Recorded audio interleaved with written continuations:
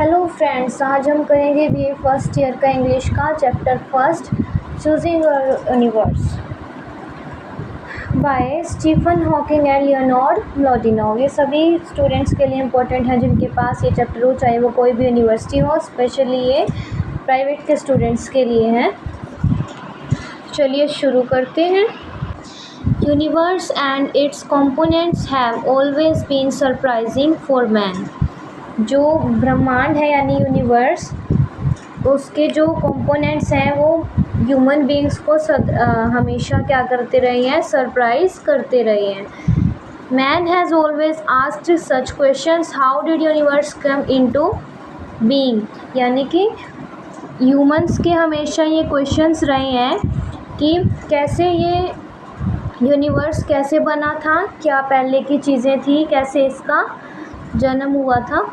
तो ये चीज़ें हैं। From time to time different people have given different opinions. यानी टाइम टू टाइम जो पीपल्स हैं उनके डिफरेंट ओपिनियन से सभी के अलग अलग विचार थे। ठीक है, इसके बारे में, किसके बारे में, यूनिवर्स के उत्सर्जन के बारे में, उनके जन्म के बारे में।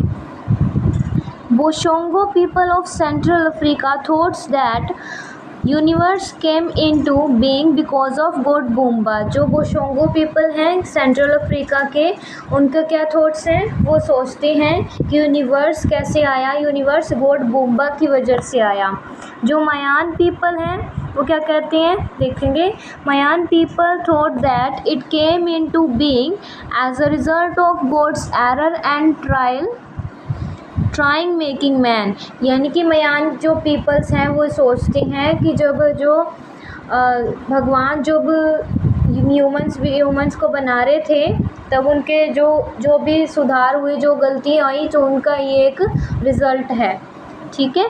The old testament says that God created the universe in 6 days। जो ओल्ड टेस्टामेंट होती है, ओल्ड टेस्टामेंट एक बुक होती है, जैसे हिंदुओं के भी ग्रंथ होते हैं, ऐसे ही क्रिश्चियंस के भी जो बुक्स होती हैं, जैसे ग्रंथ होते हैं, वो कहते हैं कि गॉड ने बनाया था यूनिवर्स को, वो 6 days में बनाया था। According to one opinion it was created on 27 October 4004 BC। एक और ओपिनियन है, उसके अनुसार, उनके ओपिनियन में क्या होता है कि 27 अक्टूबर को 4004 BC में ही इसको बनाया गया था यूनिवर्स को। Early scientist considered the universe as a flat and static being. यानी जो साइंटिस्ट थे, ठीक है, तो उन्होंने क्या कहा, यूनिवर्स को क्या कहा कि वो एक फ्लैट है। ठीक है। इन 1920 Edwin Hubble with the help of his 100 inches telescope gave the latest theory।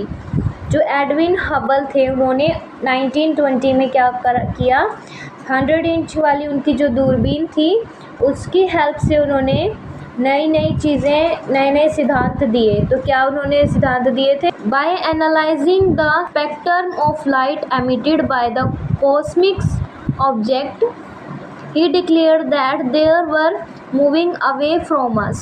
The farther they go, the speedier they become। वही कि जितना ये हमसे दूर होता जा रहा है उतनी इनकी स्पीड बढ़ती जा रही है।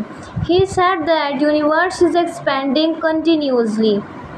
वो कह रहे हैं कि जो यूनिवर्स है वो फैलता जा रहा है continuously.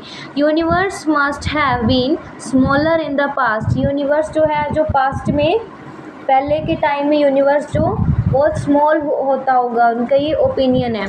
The matter and energy in the universe must have been concentrated in a very thin region earlier. They would have been of unimaginable density and temperature.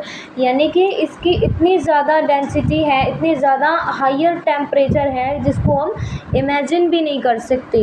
The present form of the universe is thought to be the result of a very big cosmic transformation. यानी जो ये universe की जो incidents था, ठीक है, incident के रूप में माना जाता है और ये वही इंसिडेंट है जिसे हम बिग बैंग थ्योरी के नाम से जानते हैं। This is what we known as big bang theory. तो इसी को ही हम बिग बैंग थ्योरी भी कहते हैं। हमारी ये समरी कंप्लीट हो चुकी है। ओके, वीडियो पसंद आई हो तो लाइक शेयर सब्सक्राइब ज़रूर करें और अच्छे से कमेंट ज़रूर करें। जो भी क्वेश्चंस आपको समझ ना हो वो मुझे कमेंट करें, मैं ज़रूर आपको बताऊंगी। Thank you.